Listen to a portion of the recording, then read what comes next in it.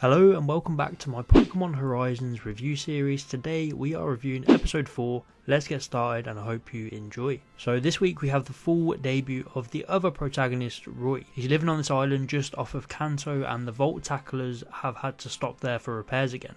I like how we're getting stuff like battles affecting the ship and damaging it. It just gives us some really nice continuity week to week.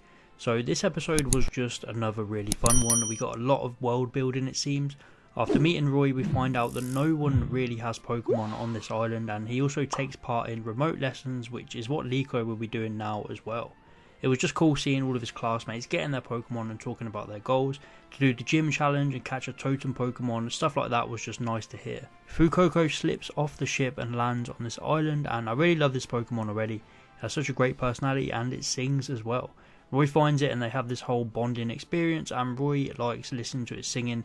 You can already see some early attachments here even though he hasn't caught it just yet, which is really good building for their relationship.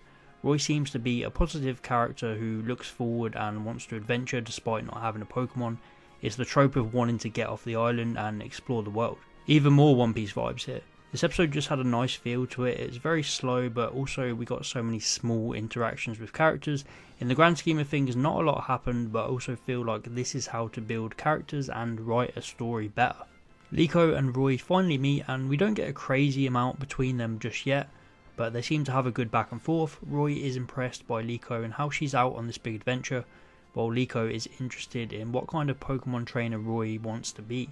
And we learn a bit about his goals. He wants to be like this ancient adventurer that his grandpa told him about. So basically he wants to go around ruins, collecting ancient artifacts, meeting legendary Pokemon. It's pretty cool, and I'm sure this Pokeball he has will play into that. And speaking of the Pokeball, there was a moment in the episode where the Pokeball and Liko's pendant both started glowing. So they're actually connected, which is really cool. And after the massive reveal in episode 2, who knows what is in Roy's Pokeball? It's bound to be some new Pokemon from the Scarlet and Violet DLC. The possibilities are really exciting, and I just love that the anime is setting all of these future plot lines up. It feels good to be watching weekly again and looking forward to these stories. So in the end, Freed saves Liko and Roy from the ferocious bugs, and Fuecoco goes back to the ship and Roy goes home, and we see it singing right at the end, probably to state that it is thinking about Roy, as they had a bit of a connection in this episode. It was great, and he's bound to capture it and come along with the crew next episode. We also get such a cool tease from the explorers. Of course, they are tracking the ship from the last episode and they're on their way to find the pendant once again. We get a new character scene and also the boss name drop, Master Gibeon. Again, just more setup. It's a lot of fun watching this series unfold. So overall, a really solid episode, a great introduction to Roy, and his bond with Fuecoco begins.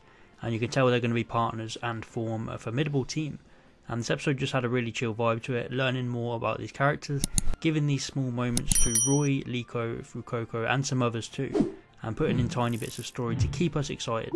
It was just really fun to watch and intrigues me going forward, so I'm going to give this one a 7 out of 10. Let me know what you think about this episode. What is your rating out of 10? Please like and subscribe if you enjoyed, and I'll see you next time.